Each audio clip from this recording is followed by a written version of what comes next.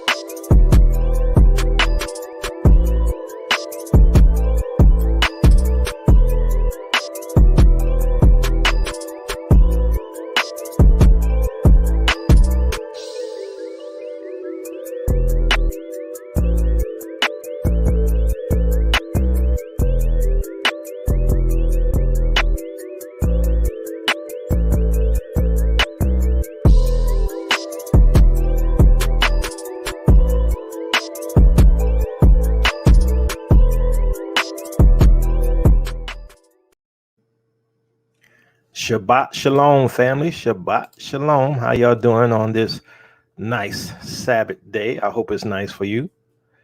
What's up, Minister Dante? How y'all doing? How you doing? And how you all doing, family? So, family, did you all, I don't know if all of you saw the show last night we did on Sister E's channel. We went over, some things dealing with the book of Revelation, and everyone had their different views of end time prophecy, of course, right? I thought it was fun. I thought it was good. I really enjoyed it because, you get to see everybody's viewpoints, right? So if you haven't seen it, go check it out. So one thing I want to say is, as we move along, always make sure that you're open to hear and listen. And not only that, to go validate. So I'm not going to talk about the things we talked about on her show, right? Because on her show, we were like all over the place, right? Different things, right? Well, because we started off with the seals and we just sort of veered off, but it was good. It was good. So, family, before we go on, I want to say, when it comes to what happened to, President Mogg, I don't want to say his whole name because who knows, they might censor me for that. But we got to understand that, he was part of the family. He was a believer in Yeshua. From what I've heard, he knew who he was. What I heard is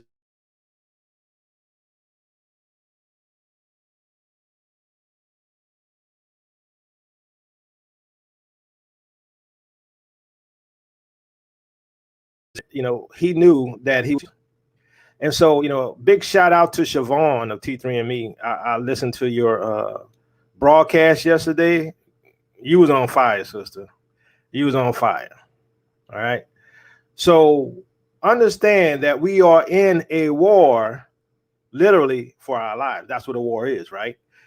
Can y'all hear me? I see somebody say my sound is out. Can y'all hear me? If you can hear me, give me one, please.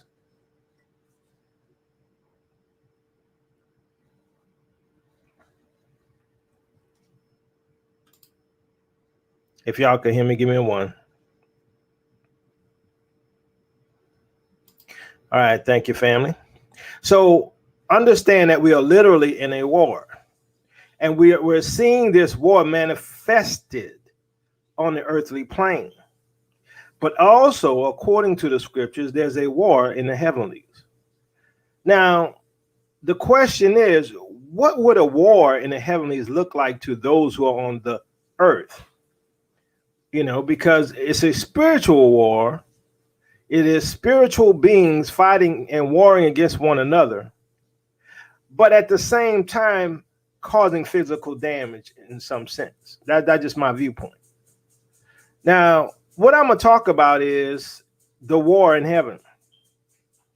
And so, according to my understanding, right, and I'm not saying I'm right about everything, and people are going to disagree, but according to what I see happening, I believe that there is a literal war going on in heaven, which is why we're seeing the casualties on earth as well, which is why we're seeing things like, the president of Tanzania being taken out by the powers that be, because he was a danger to their global plans.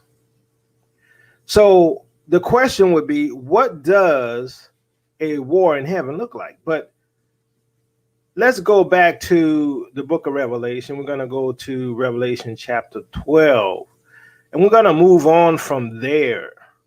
And as I say, some of this is speculation, of course, because to be honest, I find the book of Revelation to be the most difficult book in the entire Bible. I'm serious, because trying to get sequence of events is very difficult, because some things you see at a high level, some at a mid level, and some at the completion, and trying to put that on a timeline is a problem. If you watched the show I did with Sister E yesterday with the panel, if you look at Matthew 12 and Luke 21, you will see in Luke 21, it talks about Israel going into captivity among the nations. You don't see that in Matthew 24. So when we look at these things, we have to ask ourselves, what type of time span are we talking about? See, the problem I have with most interpretation of end time prophecy from most people and from the book of Revelation is that everything is supposed to be this compressed time frame in what they call the Great Tribulation. So on Sister E's channel yesterday, I made the case, right, that the Great Tribulation had started in 70 AD. The Great Tribulation continued all the way through to the Atlantic slave trade. And the Great Tribulation is still here because we're still captives. That's my position. And if you want to understand that position, go listen to the show from yesterday on Sister E's channel, or go read Matthew 24 and Luke 21. All right. So we got that out of the way. So why do I believe that there's a possible war in heaven? All right. So this is from Revelation chapter 12. Everybody knows these scriptures, right? About the woman and being chased by the dragon. And thank you, Stacy, for the gift. Thank you, Brother Bear, for the gift. And all of you all who have given, offerings and gifts to the ministry, I really appreciate it. And I thank you. All of the Cash App givers as well. Thank you. Patrons, thank you all for supporting us. We really appreciate it. Right. So it says, then war broke out in heaven. Michael and his angels fought against the dragon, and the dragon and his angels fought back. But he was not strong enough, and they lost their place in heaven.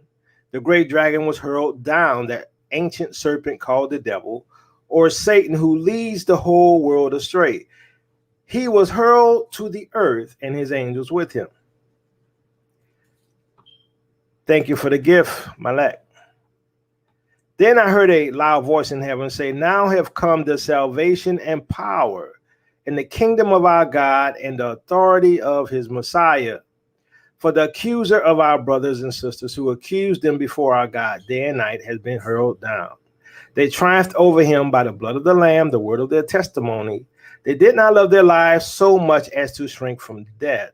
Therefore rejoice, you heavens, and you who dwell in them. But woe to the earth and the sea, because the devil has gone down to you.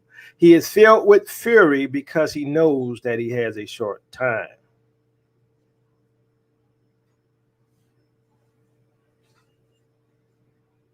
So, excuse me. So when the dragon saw that he had been hurled down to the earth, he pursued the woman who had given birth to the male child. We all know that is Israel. The woman was given 2 wings of a great eagle so that she might fly to the place prepared for her in the wilderness, where she will be taken care of for times, and half a times, out of the serpent's reach. Then from his mouth the serpent spewed water like a river to overtake the woman and sweep her away with the torrent. But the earth helped the woman by opening its mouth and swallowing the river that the dragon had spewed out of his mouth. Then the dragon was enraged at the woman and went off to wage war against the rest of her offspring, those who keep the commandments and hold fast their testimony about Yeshua. Thank you for the gift, Brother Eric. So understand this, right? we read this before. We talked about the Exodus, right? Which I believe that's what this is, right? Where we see the woman fleeing into the wilderness, because we looked at the Old Testament scriptures that talk about Israel leaving the land of her captivity and going into the wilderness of the people. We talked about this. So understand this, and thank you for the gift set apart. Understand that as a base, we're trying to understand time frames, and the book of Revelation makes this a little difficult because it's, at least from most of the commentaries and the people that you talk to, everything is in a compressed time. So the fact that we have a sequence of events, let's say, in the book of Revelation, because it's obviously a sequence, right? Because we have seals, first seal, second seal, third, we have a sequence of seals. We have a sequence of trumpets. We have a sequence of bowls, right? It's obvious that the book of Revelation is in sequence. Thank you, Cabello, for the gift, and Linda for the gift. So we obviously have a sequence. We know that, but trying to get a time frame for all of this is a little difficult, because the book of Revelation, even though there's sequences of events, you don't see everything just like, let's say, first this event, then that event. Because here's my opinion, and this will be a whole different teaching. But everything in the book of Revelation, everything dealing with end time prophecies, in my opinion, is over spans of time, right? Over years, over centuries. That's the position I take. Even as I mentioned before in other shows, when we look at Israel, when Israel was scattered amongst the nations, right? And it says that you will lose your sons and daughters. They will go into captivity, all these things. Little did we know all of that started way, way back, even during 70 AD when Rome. Then it started in Spain, in Portugal, right? When they separated the children from the parents and sent the parents back to Africa. We know those things happened back then. But some of those scriptures, as I mentioned, some people use as a time frame of what we call, the end times. Thank you, Malak, for the gift. So my contention is that when we read the book of Revelation, we're dealing with a long span of time.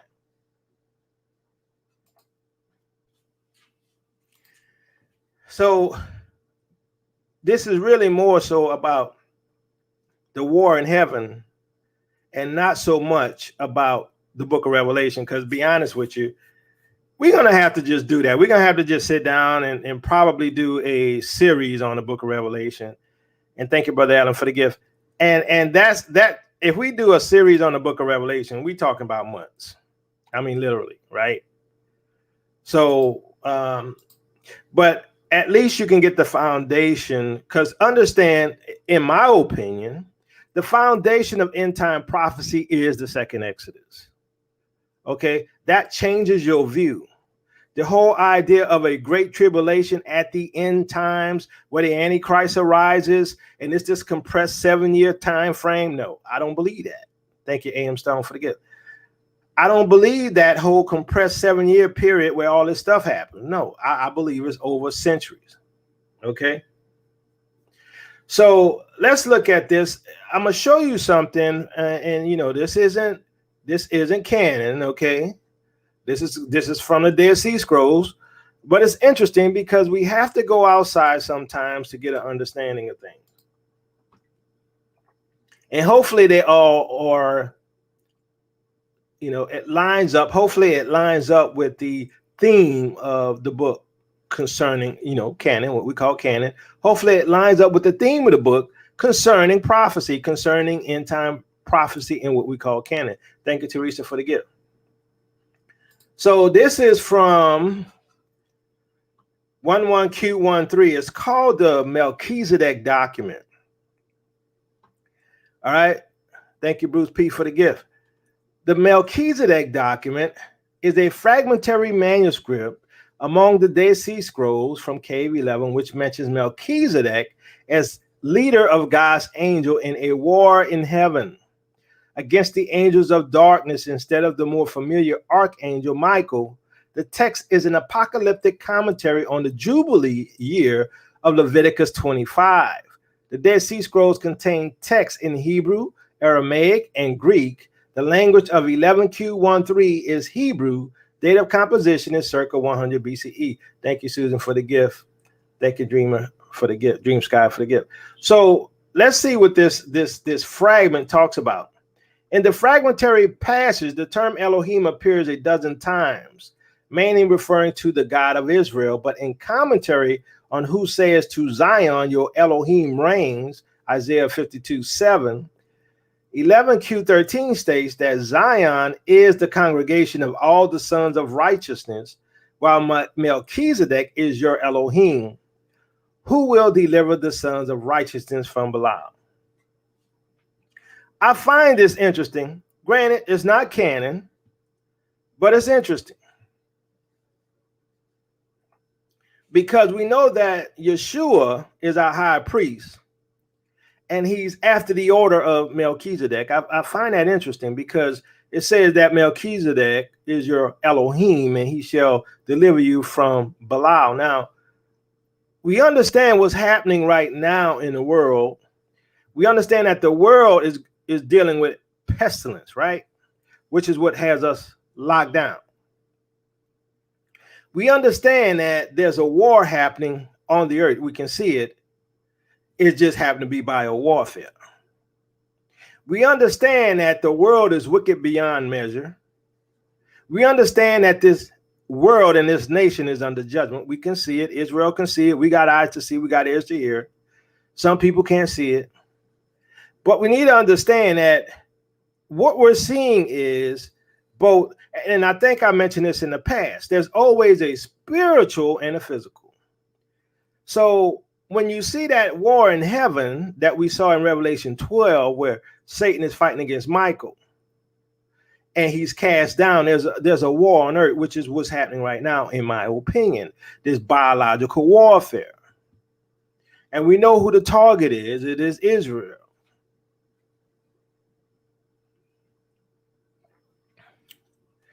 Okay, let's continue. So, and concerning that which he said, that's in this fragment, in this year of Jubilee, each of you shall return to his property.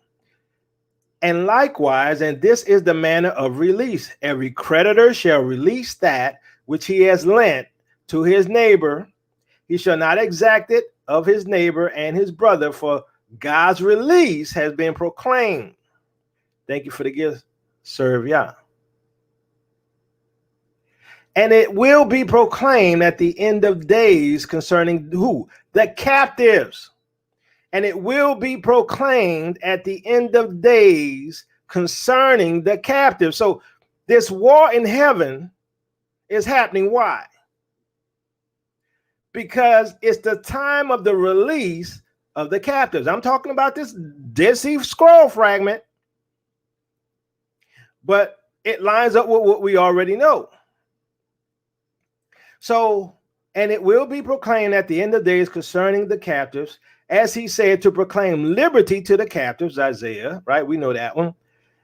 Its interpretation is that he will assign them to the sons of heaven and to the inheritance of Melchizedek, for he will cast their lot amid the portions of Melchizedek, who will return them there and will proclaim to them liberty, forgiving them the wrongdoings of their iniquities. And this thing will occur in the first week of the Jubilee that follows the 9 Jubilees. Some of you all are better at the calendars than me. Now, I've heard some say we are in the Jubilee. I don't know. Y'all can let me know. But it says, and this thing will occur in what? The first week of the Jubilee that follows the 9 Jubilees. What thing? The deliverance, the war, the deliverance of the captives. And the Day of Atonement is the end of the 10th Jubilee, when all the sons of light and the men of the lot of Melchizedek will be atoned for. Remember the studies we did about the war between the sons of light and darkness? And a statute concerning them to provide them with their rewards. For this is the moment of the year of grace for Melchizedek. And he will by his strength judge the holy ones of Yah, executing judgment as it is written concerning him in the songs of David, who said, Elohim has taken his place in the divine council. In the midst of the gods, he holds judgment. And it was concerning him that he said, let the assembly of the peoples return to the height above them. God, will judge the people. As for that which he said, how long will you judge unjustly and show partiality to the wicked? Selah, Psalms. Its interpretation concerns Belial and the spirits of his lot who rebelled by turning away from the precepts of Yah. 2. And Melchizedek will avenge the vengeance of the judgments of God. Remember the study I did on vengeance. If you haven't seen it, go look at it. The vengeance of God. Go look at that. And he will drag them from the hand of Belial. Who's in the hands of Belial? The captives.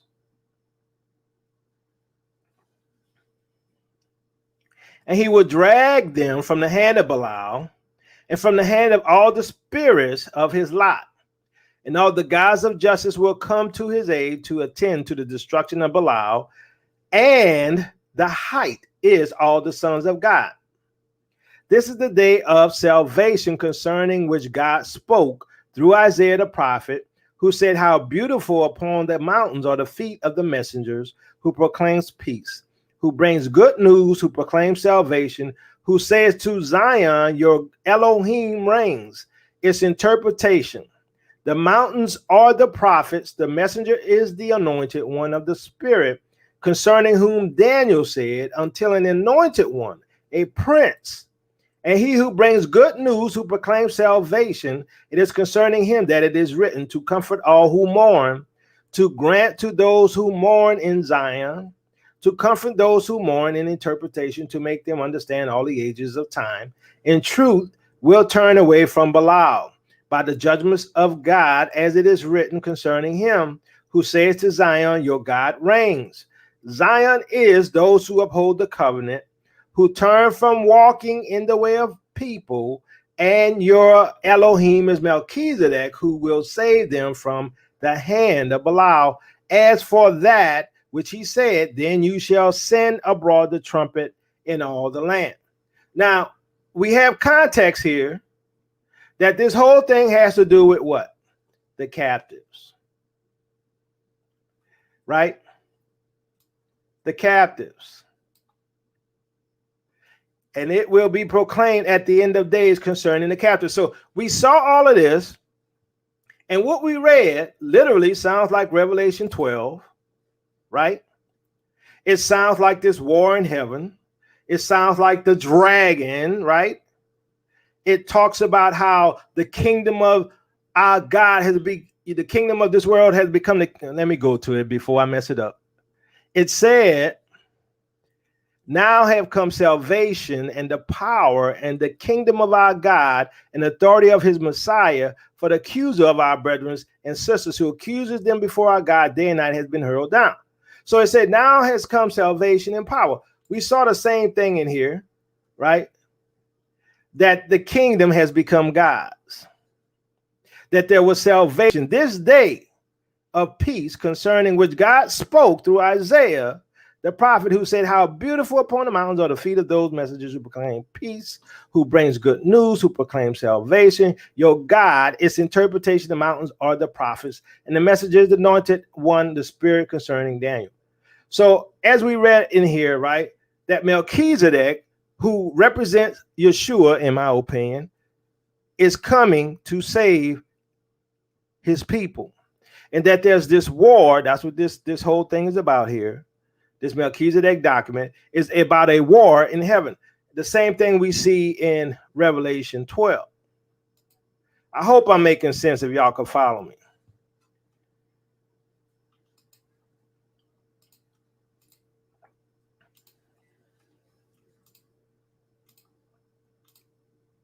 Now understand, this is in Luke Luke says, then said he unto them, nation shall rise against nation and kingdom against kingdom, and great earthquakes shall be in diverse places, and famines and pestilences and fearful sights and great signs shall there be from heaven.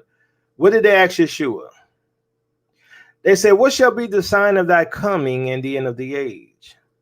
Nation shall rise against nation, kingdom against kingdom, earthquakes, pestilences. But if you go on and read Luke, you will see also that part of that was that Israel will be led into captivity throughout the nation. Let me show this to you before I go on.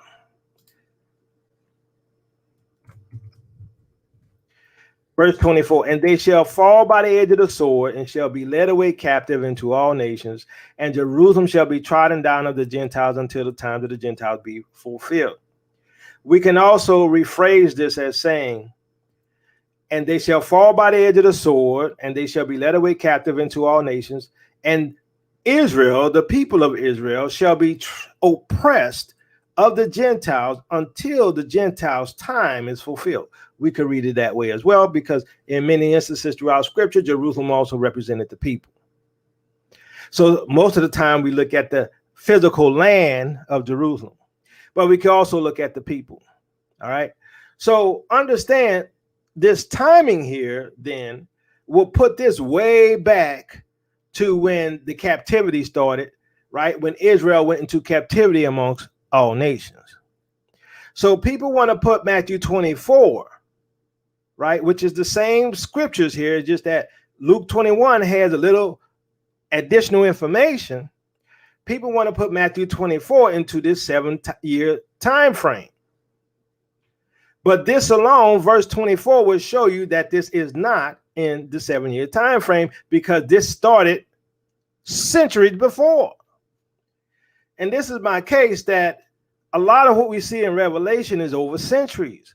What we see as the day of the Lord is over centuries. What we see as the wrath of God could be over centuries, not a 7-year time frame. A day is as 1,000 years, 1,000 years as a day. It could literally be 1,000 years. Understand that according to the scriptures, the Gentiles go into captivity and they get double. That's in Revelation. So how do they get double if we're at the end? See, we have to change our viewpoint on things so we could get a better reference point. I'm not saying I'm right. I'm just telling you, this is what I see, that I believe that a lot of these things have happened over centuries.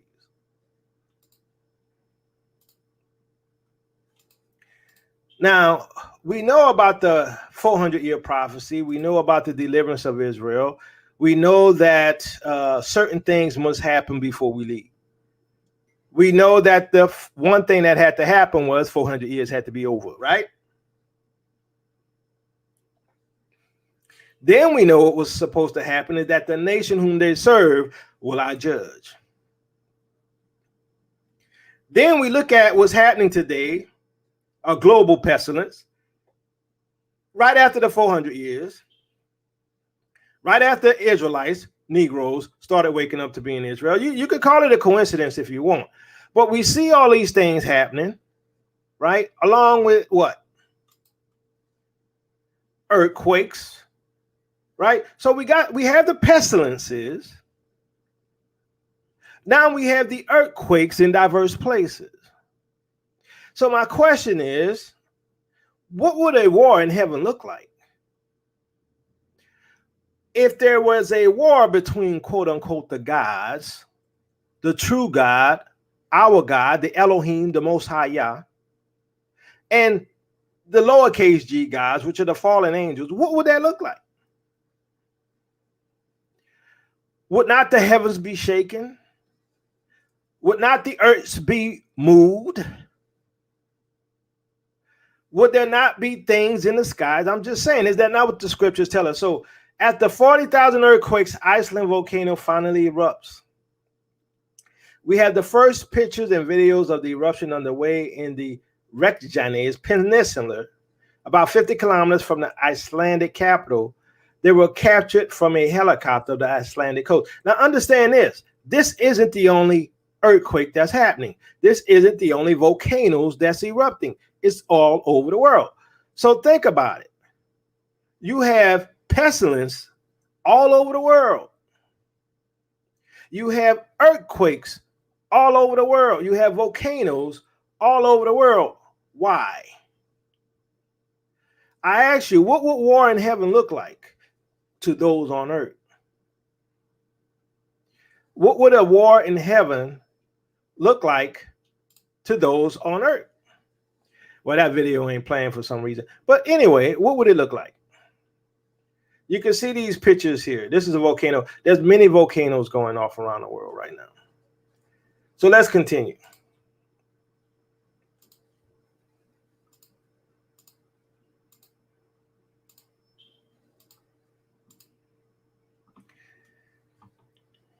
All right.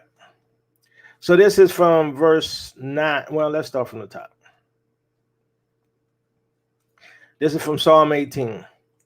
I will love thee, O Lord, my strength. The Lord is my rock and my fortress, my deliverer. My God, my strength, in whom I will trust, my buckler and the horn of my salvation and my high tower. I will call upon the Lord, who is worthy to be praised. So shall I be saved from mine enemies. We've heard this a lot, but never in context. The sorrows of death compassed me, and the floods of ungodly men made me afraid. The sorrows of hell compassed me about, the snares of death prevented me. In my distress I called upon the Lord and cried unto my God. He heard my voice out of his temple, and my cry came before him, even into his ears. Then the earth shook and trembled. The foundations also of the hills moved and were shaken because of his wrath. Remember, according to Joel 3 and other places, God is taking vengeance. He's taking vengeance on the nations. Here we see that God is angry. What happens when he's angry? The earth shakes, it trembles. The foundations and the hills will be moved. What is happening today? Have you not seen all of the stuff? I couldn't bring all the stuff and do this teaching and show you all the earthquakes and show you all of the volcanoes. You've seen all the floods. You've seen all the storms. My contention is, this is just my position, I'm not saying I'm right, that there is a war going on for heaven. Why? As we saw in the Melchizedek document, there's a war for who? The captives. And Revelation 12 calls those captives the woman. Verse 8. There went up a smoke out of his nostrils, and fire out of his mouth devoured. Coals were kindled by it. He bowed the heavens also and came down, and darkness was under his feet. And he rode upon a cherub and did fly. Yea, he did fly upon the wings of the wind. He made darkness his secret places. Pavilion round about him were dark waters and thick clouds of the skies. At the brightness that was before him, his thick clouds passed what? Hailstones and coals of fire. What is that?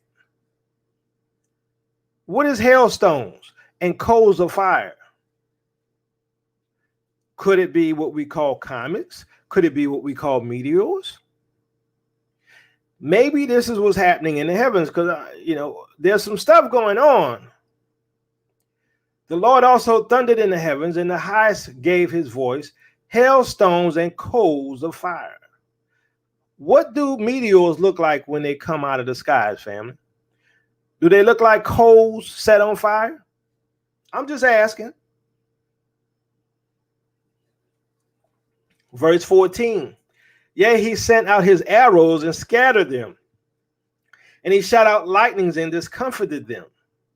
Then the channels of waters were seen, and the foundations of the world were discovered at thy rebuke. O Lord, at the blast of the breath of thy nostrils, he sent from above, he took me, he drew me out of many waters. He delivered me from my strong enemy. What did the Melchizedek document say? They are fighting for who? The captives. What did Revelation 12 say? It said that the dragon was going after the woman. Who do we think the jab medicine is for? It's for Israel. He delivered me from my strong enemy and from them which hated me, for they were too strong for me. They prevented me in the day of my calamity, but the Lord was my stay. He brought me forth also into a large place. He delivered me because he delighted in me. What? He delivered me from who? My strong enemy. We're not talking about hell right now. We're not talking about sin right now. We're talking about Belial, who has God's people held captive.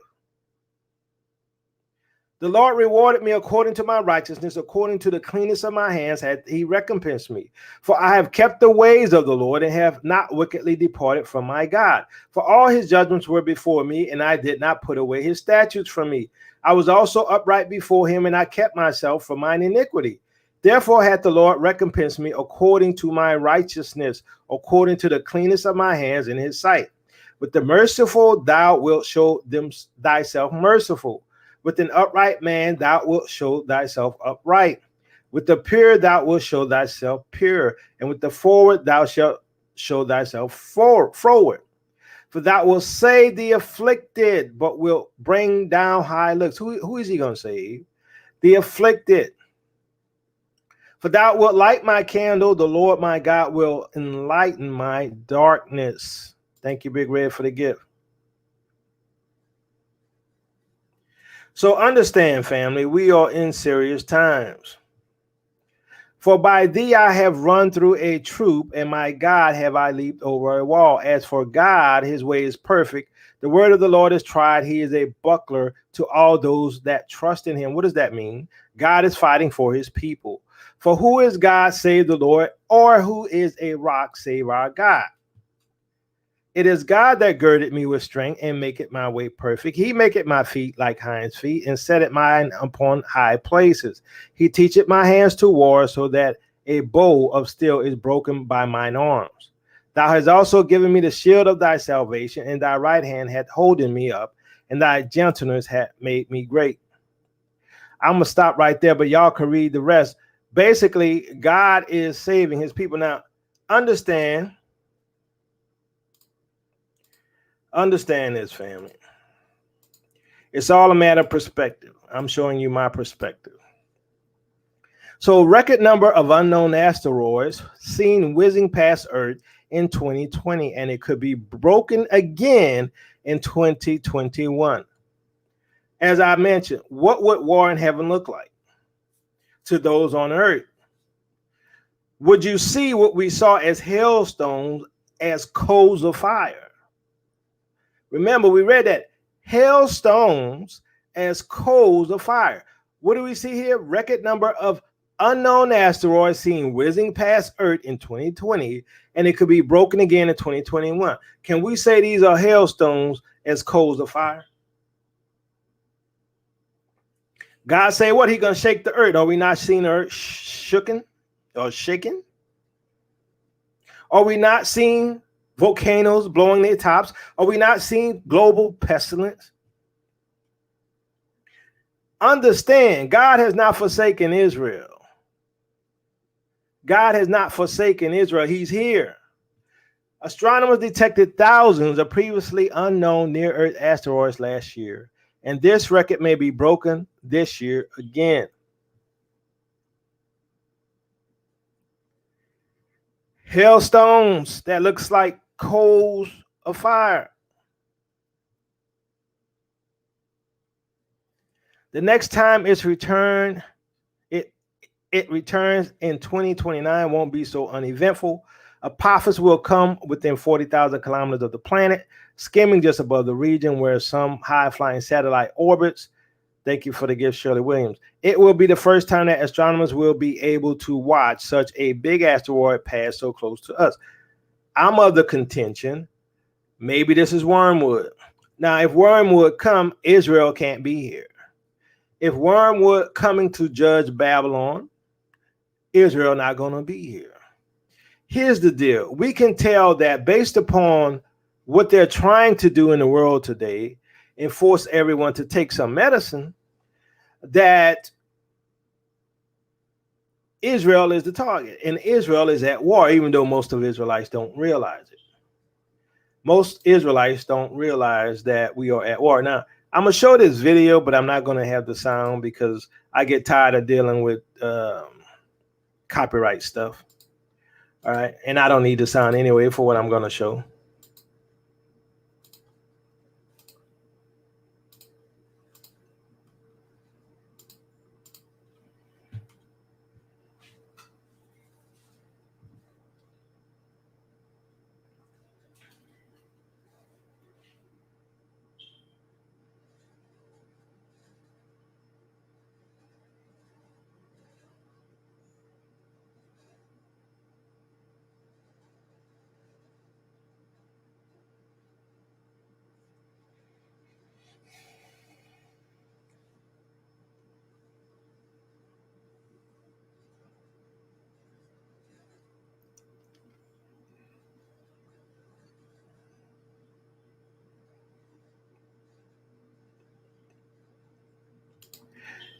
I'm going to leave it there.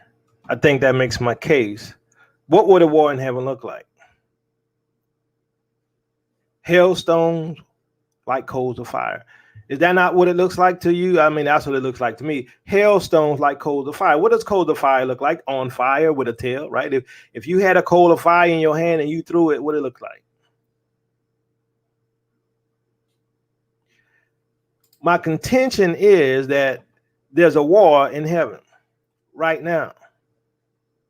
And the enemy, Belial, as we saw in the 11Q13 Dead Sea Scroll fragment, that Melchizedek, who represents, in my opinion, Yeshua, is coming to deliver his people from the captives. And that's what we see all throughout canon as well. That's why you cannot understand the book of Revelation without understanding that the captives must be freed. The captives must be freed. There's a physical salvation and there's a spiritual salvation. There's a spiritual salvation and a physical salvation. Israel has been waiting for a long time for a physical salvation as well as a spiritual. See, Gentiles don't have nothing to be delivered from other than the spiritual salvation, right? Because guess what? Yeshua said he's coming for his own. And he's going to return them back to the land. That's Bible. Mysterious fireball ignites a blaze in Peachland, Canada. A mysterious fireball caught on video floating through the night sky near Peachland sparked a blaze Tuesday night. Local residents, Bashowski, said he was taking his garbage out when he noticed a bright object glowing in the sky. It seemed like it was a kind of circling around, he said. Belahowski started videoing the object. At that point, he said he thought it was maybe a drone. But then we saw it break up and it started flying towards us, he said. We saw the rest of it burn out. And then one piece basically fell down into the neighbor's yard. Hailstone like coals of fire. I ask again, what would a war in heaven look like?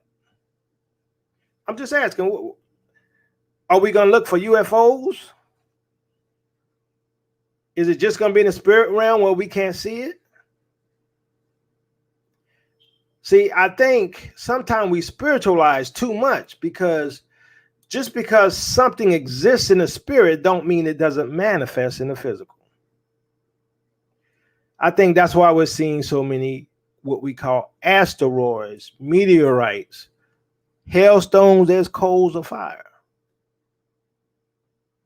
Because there's a war in heaven to deliver the captives. We'll see if I'm right, because based upon what I see happening, I expect something soon. I'm not going to set no dates. I can't set no dates because I don't know. I just could tell you what I feel in the spirit. Something's near. And when they took out our brother in Tanzania, I think that was the final straw. That's just how I feel. I ain't no prophet. I'm just a teacher, right? So Psalm 78, 48 to 55. He gave up their cattle also to the hail and their flocks to hot thunderbolts. He cast upon them the fierceness of his anger, wrath, and indignation and trouble by sending evil angels among them. He made a way to his anger. He spared not his soul from death, but gave their life over to the pestilence. And smote all the firstborn in Egypt, the chief of their strength in the tabernacles of Ham, but made his own people to go forth like sheep, and guided them in the wilderness like a flock. And he led them on safely, so that they feared not, but the sea overwhelmed their enemies. And he brought them to the border of his sanctuary, even to his mountain, which his right hand had purchased. He cast out the heathen also before them, and divided them in inheritance by line, and made the tribes of Israel to dwell in their tents. This is what's happening again. The Most High is coming for his people. He's sending these evil spirits amongst the Gentiles, which is why you see them losing their mind and killing people. You see cattle dying. I mean, you know, I think I've showed those in past videos of cattle dying and all these things. He's once again judging the nations with plagues, with pestilence, right? With the earth, with the floods, with the tornadoes, with the freezing weather, with the hurricanes. I'm like, what does it take for people to understand? We are literally in the book of Revelation, but they don't understand. They think it is the 7-year tribulation and the Antichrist. No, it's the deliverance of the captives.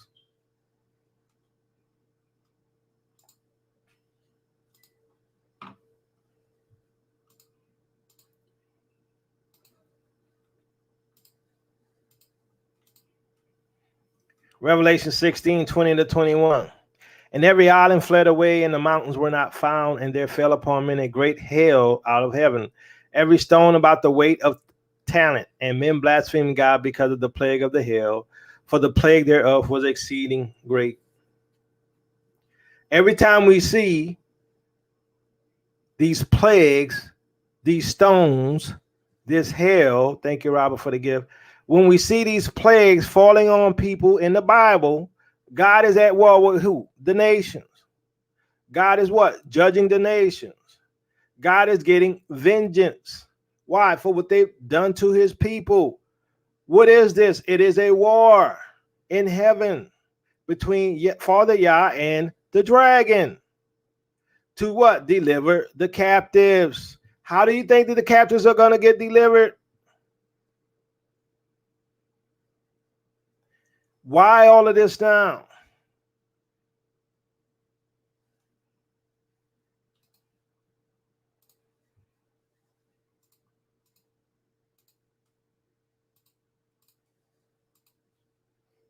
Deuteronomy 26:7-9. And when we cried unto the Lord of our fathers, the Lord heard our voice and looked on our affliction and our labor and our oppression. What did he do? He looked at our affliction. They saw how they took out our brother in Tanzania. They see how they don't pay us right and how they continue to oppress us. So Father Yah saw our affliction, our labor, and our oppression, and the Lord brought us forth out of Egypt with a mighty hand and with outstretched arm and with great terribleness and with signs and with wonders. That great terribleness can be rephrased as he brought us out with great tribulation. We could say that too, or great distress, great terribleness. That's out of Egypt. And he had brought us into this place and had given us this land, even a land that floweth in milk and honey. So what comes before the deliverance of the captives? What comes before our ancestors left Egypt? Judgment, outstretched arm, great terribleness, signs and wonders. What are the meteors in the skies with all the blue and different colors and the red colors? What's up with all of these meteorites we're seeing that looks like coals of fire? Great signs and wonders, what? In the heavens. Along with what's happening on earth, as we see in Matthew 24 and Luke 21. What does it denote? It denotes the deliverance of the captives. Why? Because he brought us into this place and had given us this land, even a land flowing with milk and honey. Judgment comes before deliverance, and we see that, right? What? That nation whom they serve, what? Will I judge?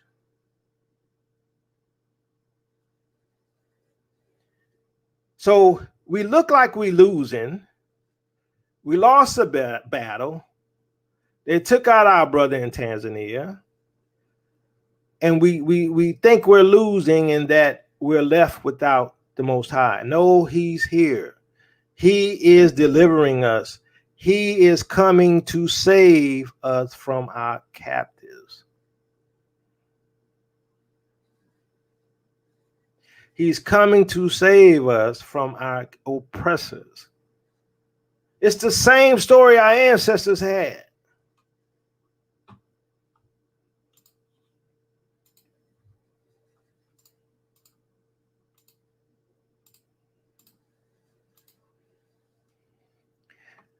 Isaiah 49, the servant of the Lord.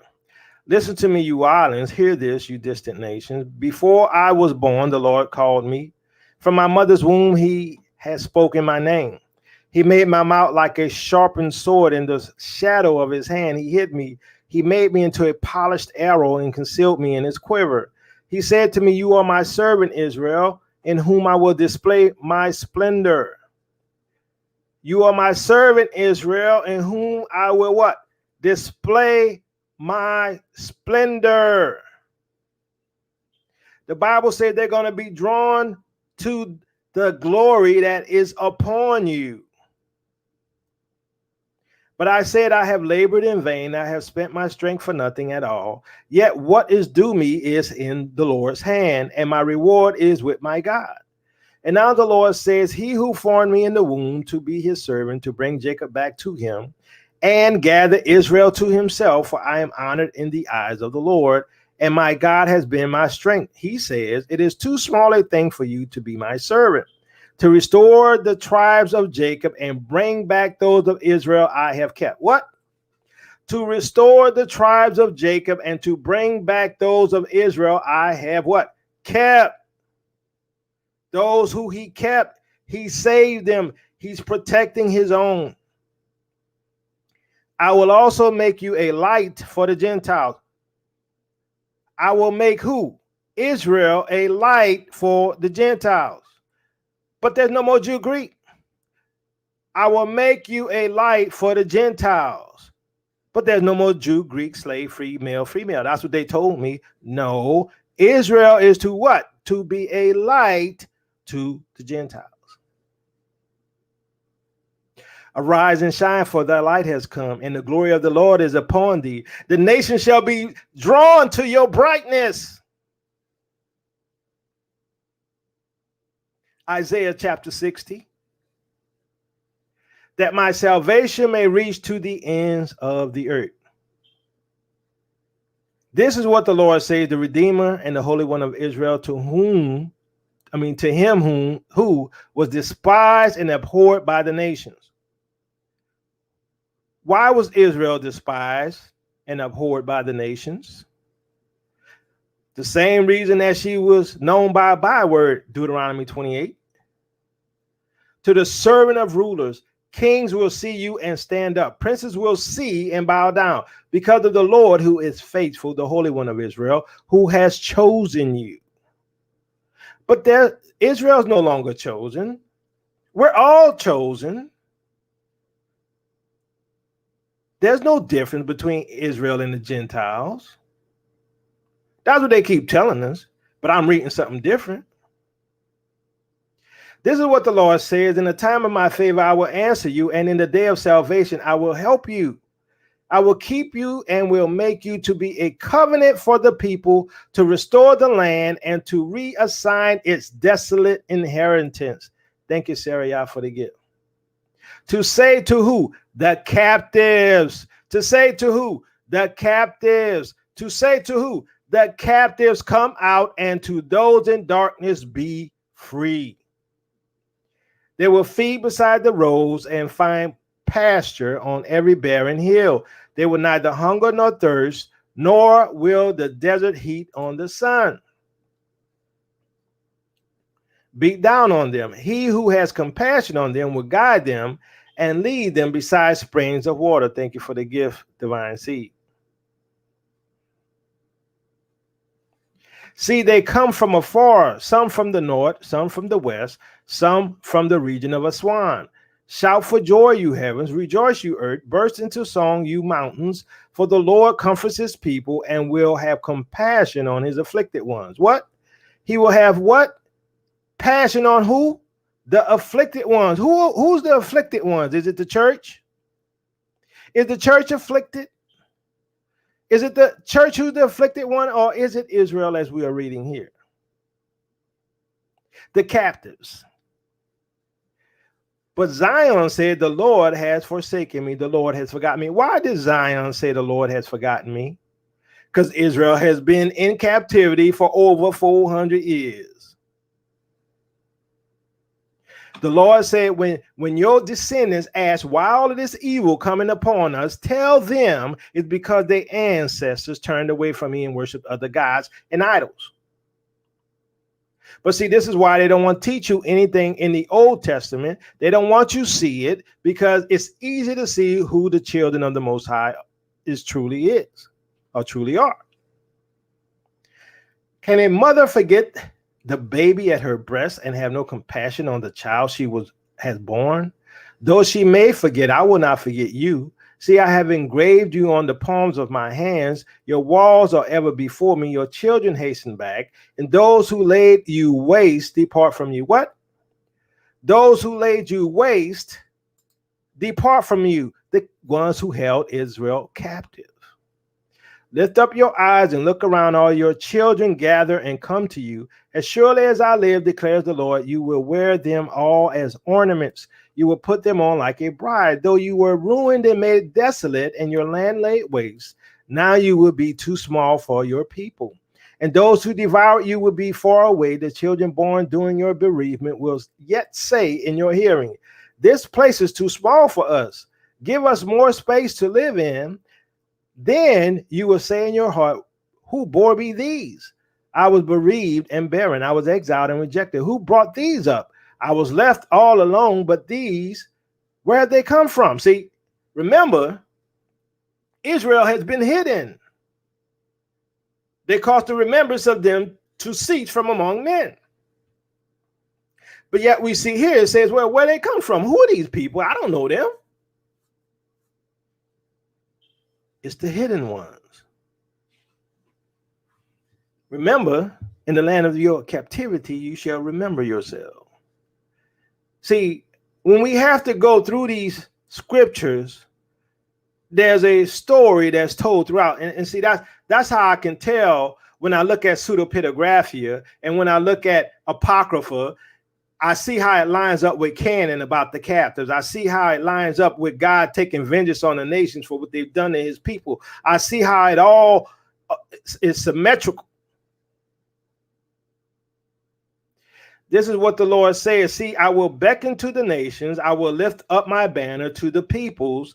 They will bring your sons in their arms and carry your daughters on their hips. I want to know, did that happen in 1948? No. That ain't happening in 1948. They will bring your sons in their arms and carry your daughters in their hips. I thought in 1948, they all got on a ship and they were paid by the British and Americans to do so.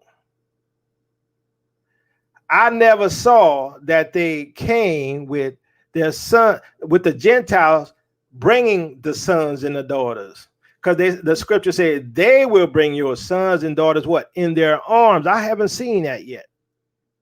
And carry your daughters on their hips. I haven't seen that yet.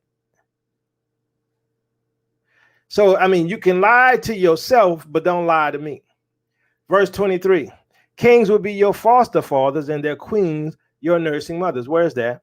They will bow down before you with their faces to the ground. They will lick the dust of your feet. Then you will know that I am the Lord. Those who hope in me will not be disappointed.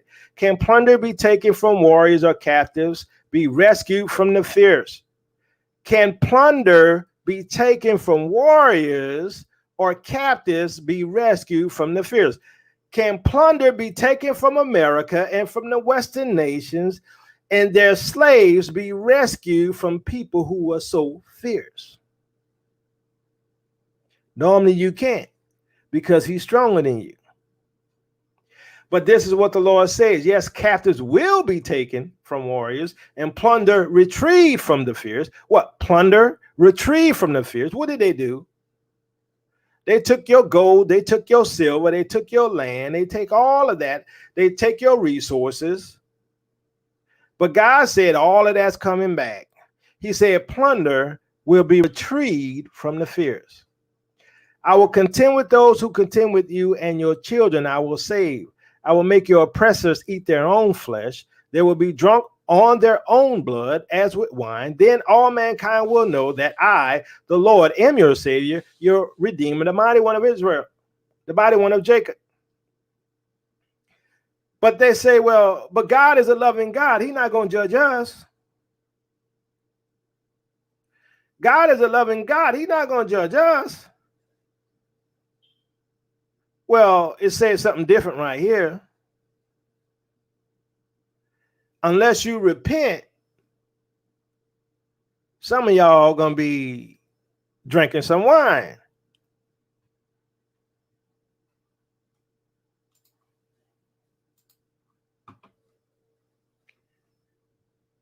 I'm getting close to winding up. I know Minister Dante got something at 1. I'll be done.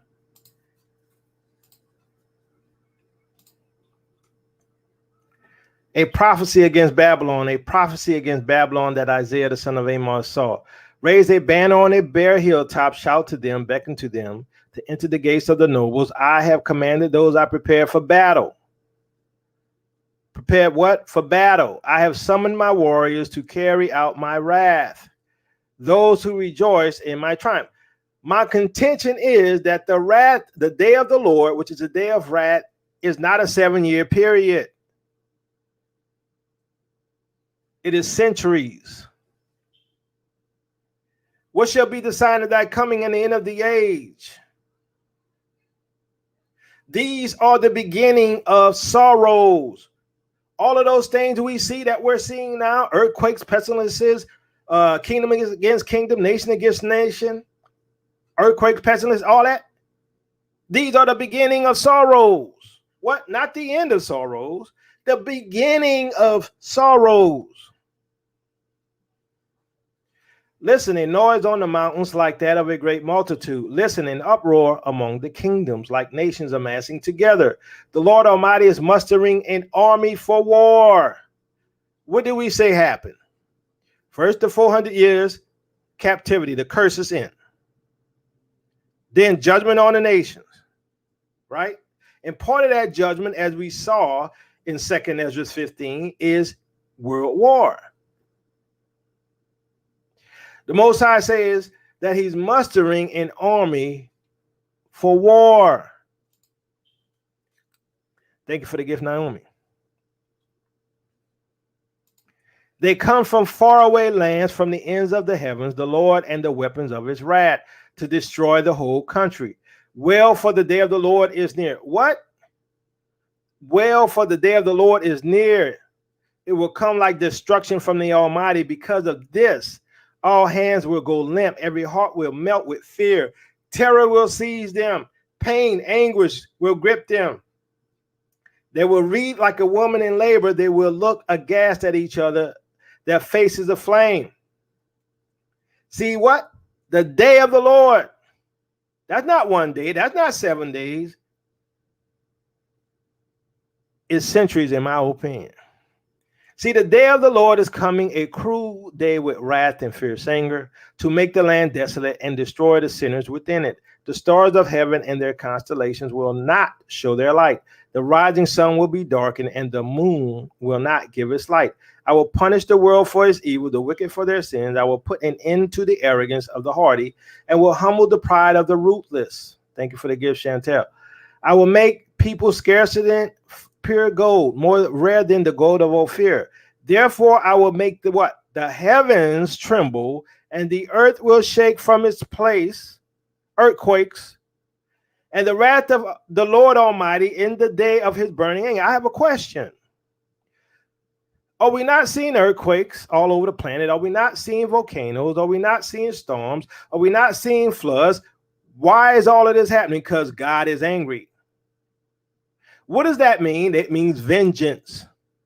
You think the world doesn't know that God is angry? You think they don't know that their time is up? You think that they're pushing the medicine because of, what's the word I want to use? Because I don't want to get sanctioned.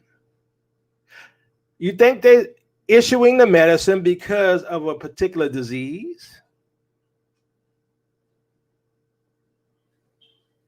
No, this is biowarfare. There's war going on in the heavens and it's manifesting on the earth, and God is judging this world. People looking at the earthquakes and the storms and the volcanoes and think it's all normal. And this is worldwide. The pestilence is worldwide. The earthquake is worldwide. Like a hunted gazelle, like sheep without a shepherd, they will all return to their own people. They will flee to their native land. Thank you for the gift tomorrow. Whoever is captured will be thrust through. All who are caught will fall by the sword. Their infants will be dashed to pieces before their eyes. Their houses will be looted and their wives violated. See, I will stir up against them the Medes. Can I rephrase that? I will stir up against them the Iranians, who do not care for silver and have no delight in gold. Their bows will strike down the young men. They will have no mercy on infants, nor will they look with compassion on children. Sound like what happened to Israel. Babylon, the jewel of kingdoms, the pride and the glory of the Babylonians, will be overthrown by God, like Sodom and Gomorrah. She will never be inhabited or lived in through all generations. There are no nomads will pitch their tents. There are no shepherds will rest their flocks. But desert creatures will lie there. Jackals will fill their houses. Their owls will dwell, and the wild goats will leap about. Hyenas will inhabit her strongholds. Jackals, her luxurious palaces. Her time is at hand, and her days will not be prolonged. Her time is at hand, and her days will not be prolonged.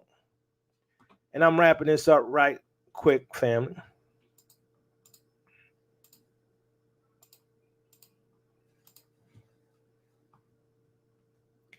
Russia, for the first time, put all the submarines of the Black Sea Fleet in sea. Russia, for the first time, brought all the submarines of its Black Sea Fleet to sea on combat missions. It is noted that not a single submarine remained at the base. The agency quotes the words of the senior officer of the Black Sea Fleet Submarine Brigade, excuse me, Captain First Rank Anatoly Verachin.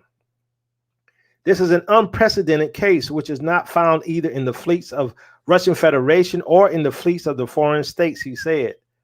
Verachin insists that the corresponding combat alert format is completely new for the world, specifying that all 6 Russian submarines are working at sea to perform different tasks.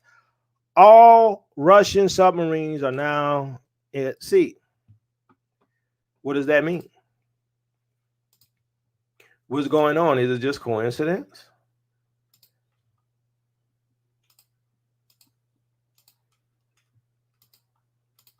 Israel, I'm telling you, your deliverance is near. Ukraine opens mortar fire. Russia deploys S-500 as NATO and U.S. ships enter Black Sea. So Russia then put out all their submarines into the Black Sea. NATO has ships entering the Black Sea. Ukraine opens mortar fire. Russia is deploying the most advanced anti-aircraft defense system on planet Earth, the S-500 Prometheus, along with several instances of the lesser system. S-350 onto the territory of Crimea as Ukraine masses troops, tanks, and armor in the same area. These developments today come as NATO and U.S. naval vessels transit the Bosporus and enter the Black Sea for the largest NATO exercise in decades, involving at least 28,000 NATO troops from 27 countries. Thank you for the gift, Vanessa.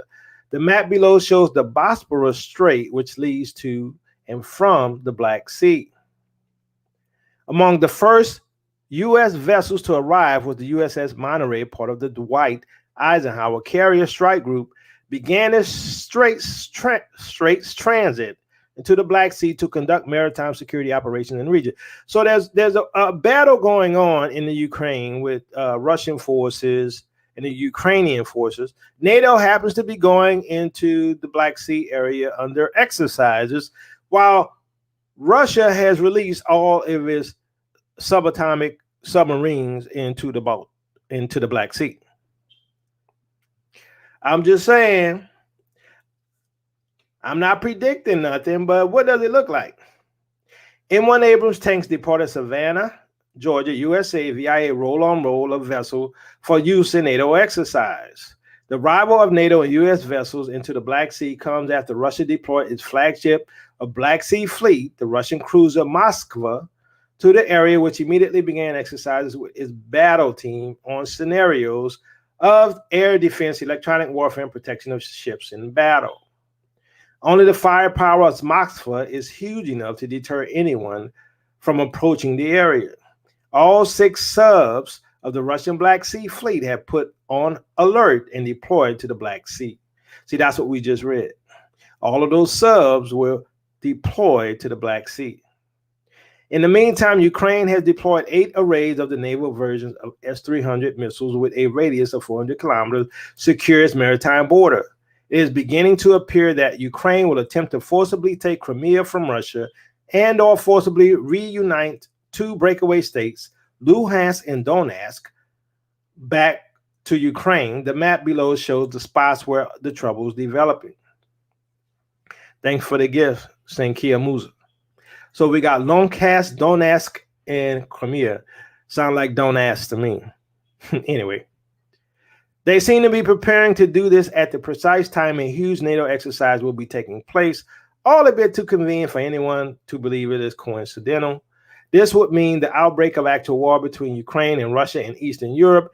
Emphasizing this reality, several Russian Duma members said that a Ukrainian offensive would result in a violent Russian counterattack, and that this will not be limited to the Donbass, Luhansk, Donetsk either, whatever.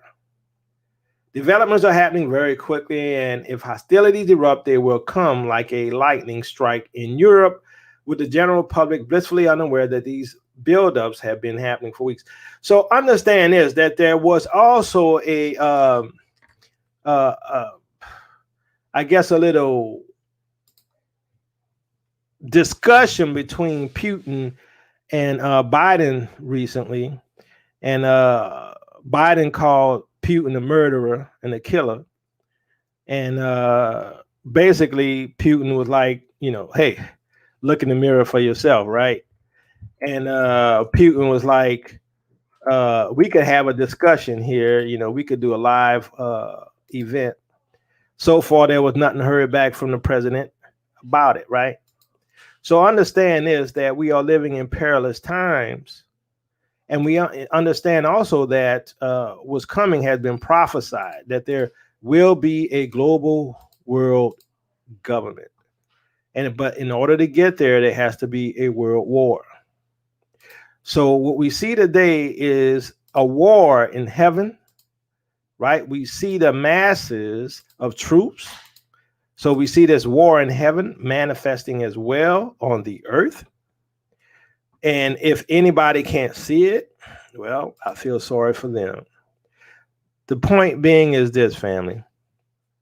From what I see, and granted, like I say, I'm not God, I'm not a prophet, but from what I see, there's a war in heaven, and that war is manifesting itself on the earth.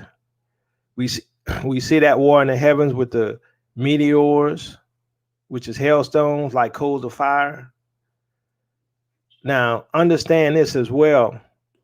When they locked down the world, because it was the end of our 400 years and our people started going back to the continent, understand that that was their attempt to stop God's plan of returning us back to the land.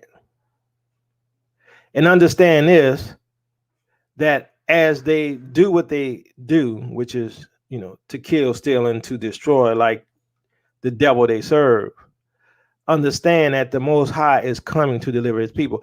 And I'm of the opinion, and this is my opinion, that when they touched the president of Tanzania, that was it. That's what I feel in my spirit. I ain't no prophet. I'm just telling you what I feel in my spirit. When they touched the Tanzanian president, that was it. The gloves come off.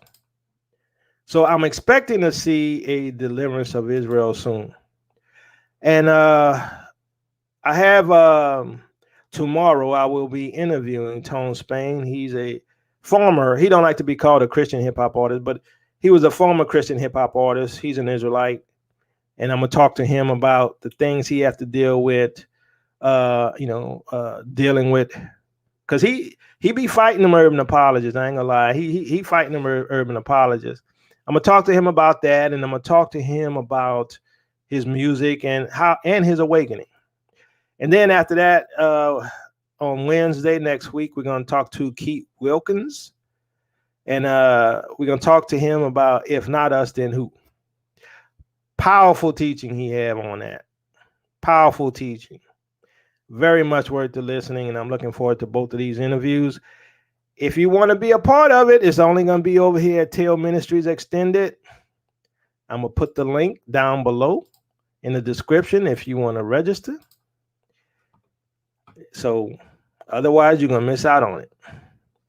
All right, family, that's it. Make sure you go and listen to Dante Forson. He coming on at 1 o'clock. Love y'all with the love of the Messiah. Peace and blessings, Israel. Your captivity is ending. And thank you, family, for the gifts. I really appreciate it. Love y'all. And all of the people who give, like I mentioned in the beginning, the patrons and the people who give at Cash App, I really appreciate it. Love y'all, family. And look up. Don't be upset just because they took out one of our strong leaders, because their rule is at an end. Peace and blessing.